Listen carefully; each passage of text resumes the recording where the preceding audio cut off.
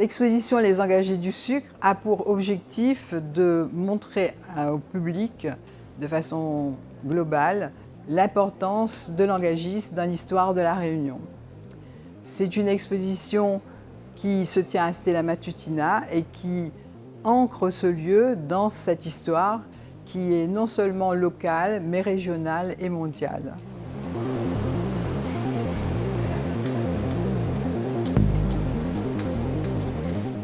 L'engagisme, c'est une période importante de l'histoire de la Réunion, peu connue, en tout cas moins connue que celle de l'esclavage.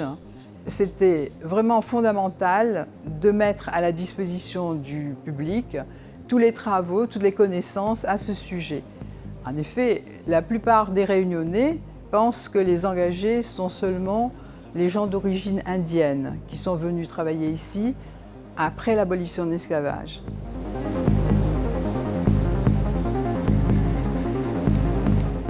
Mais en réalité, beaucoup de Réunionnais descendent de ces engagés, à la fois les Malgaches, les Comoriens, les Chinois, les Vietnamiens, qui sont venus comme travailleurs avec un contrat d'engagement et dont les descendants gardent, à cause du contrat qui l'autorisait, des traditions culturelles, des traditions religieuses de leur pays d'origine. Et c'est ce qui forme la culture réunionnaise.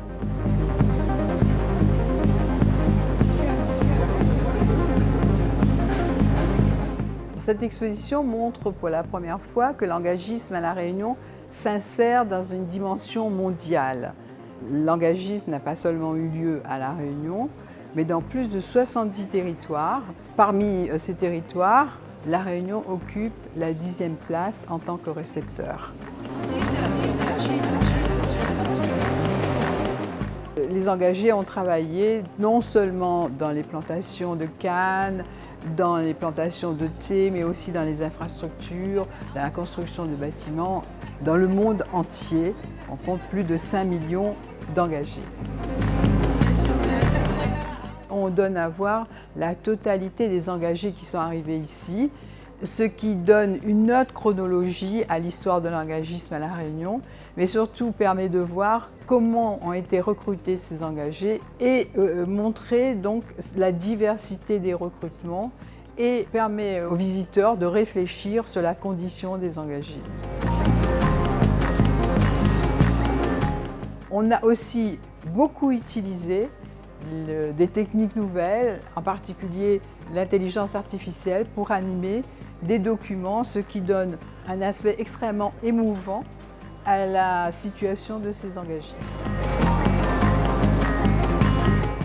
Et vous pourrez aussi voir et écouter les témoignages d'une vingtaine de descendants d'engagés du 19e siècle et du 20e siècle, aussi bien d'origine indienne que malgache ou comorienne, qui montrent les liens qu'ils ont gardés de la culture transmise par leurs ancêtres.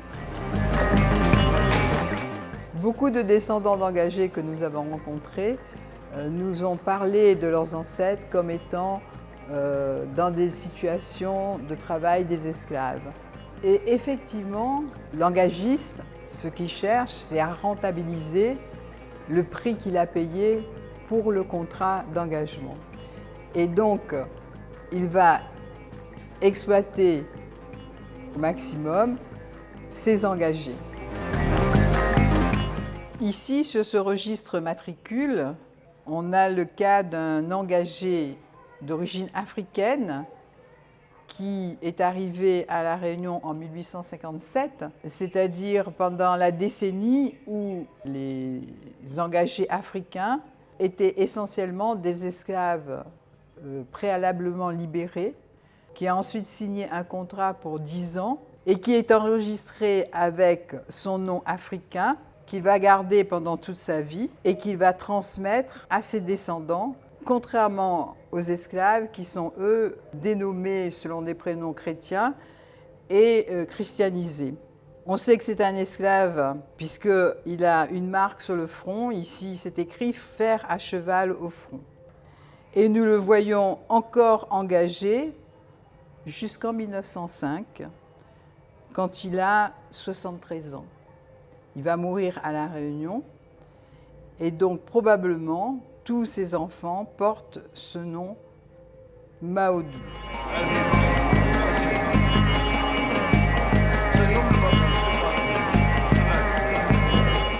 Le label Exposition d'intérêt national a été créé en 1999 par le ministère de la Culture pour distinguer des expositions remarquables organisées par des musées territoriaux labellisés Musées de France.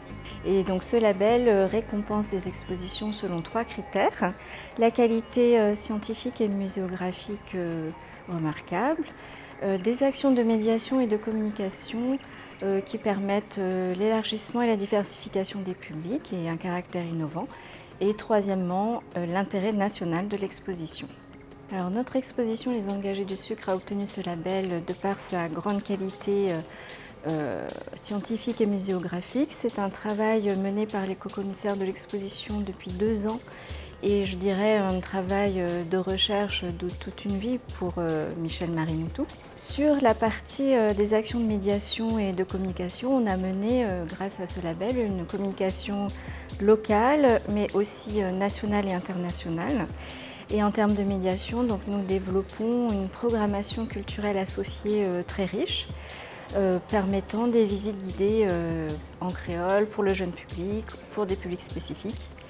Et cette programmation culturelle, en quelque sorte, prolonge l'exposition sur la question des héritages.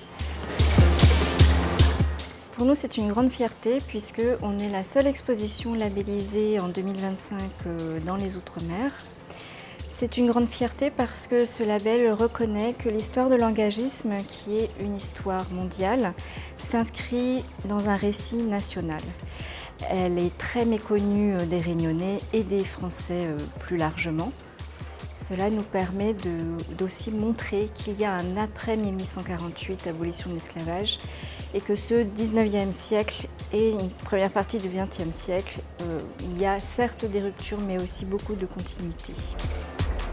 Nous pourrons nous appuyer, je pense, sur cette reconnaissance et cette légitimité pour essayer de faire rayonner cette histoire et notre territoire en France hexagonale et au-delà.